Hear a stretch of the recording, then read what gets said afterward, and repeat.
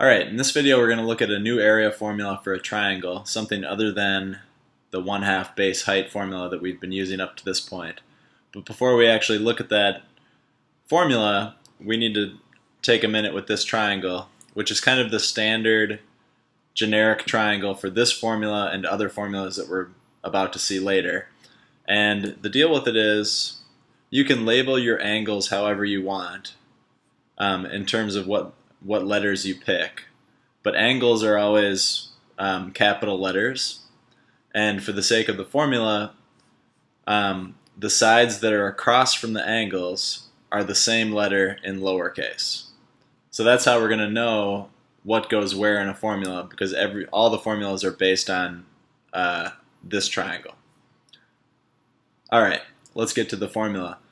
We can actually write it in three different ways. So it's the area of a triangle,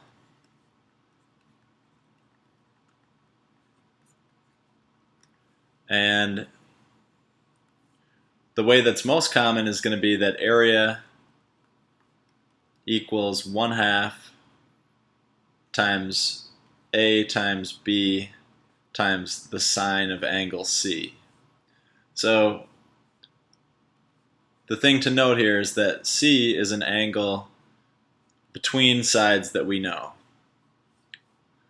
Now we could also say that area is equal to 1/2 times B times C times the sine of A, because in this case A would be the angle that's between the sides that we know. Or finally we could say that we could be looking at this angle, we might know this angle, and we could say that area equals 1/2 times A times C times the sine of angle B. In all three of these cases, the information that we know would be an angle and the two sides that surround it. This formula right here is probably the one that you'll see most commonly used. Alright, using the formula turns out to be tremendously easy. We just have to make sense of how to label our triangle. We have 1/2 AB sine C as the most common form of seeing that formula. So it makes sense to label whatever angle we have as C. So this is going to be big C, which makes this side length over here little c, because it's across the triangle. And now it doesn't really matter how I label the rest of it, but I'll just call this A and this B. So everything just goes right in the formula. The area is equal to 1/2 times 39 times 16 times the sine of 19. And let's see what we get from that.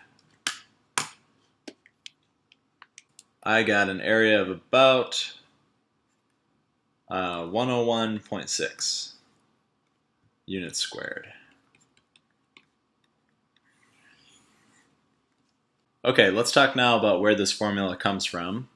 And I'm going to label this triangle according to the generic label that I was looking at earlier. So this would be side B here, and this would be side A. And let's say we're told that this angle here is, say, 22 degrees. Now, if we're going to use the 1/2 base height formula that we're used to using, we need this height right here. So I'm going to label that as H.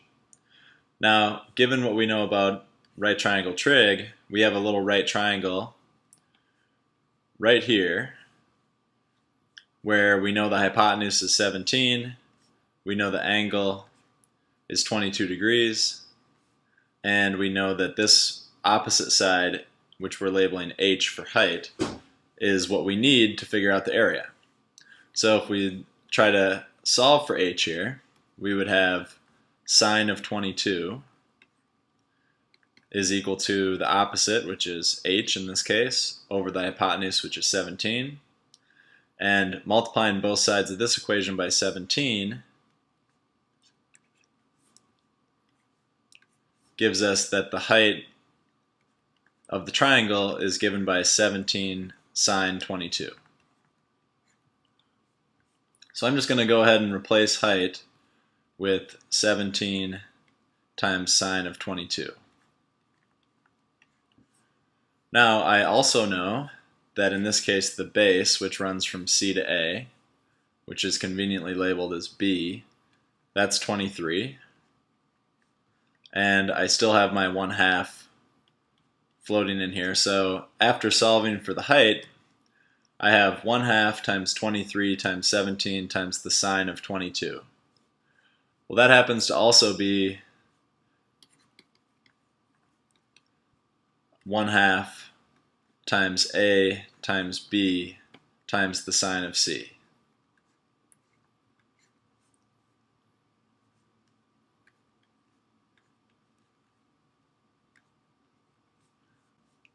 So with that in mind, it's easy enough to generalize that if we know the side lengths surrounding an angle, and we know the angle, solving for the height is essentially just finding sine of the angle times the hypotenuse of that little right triangle.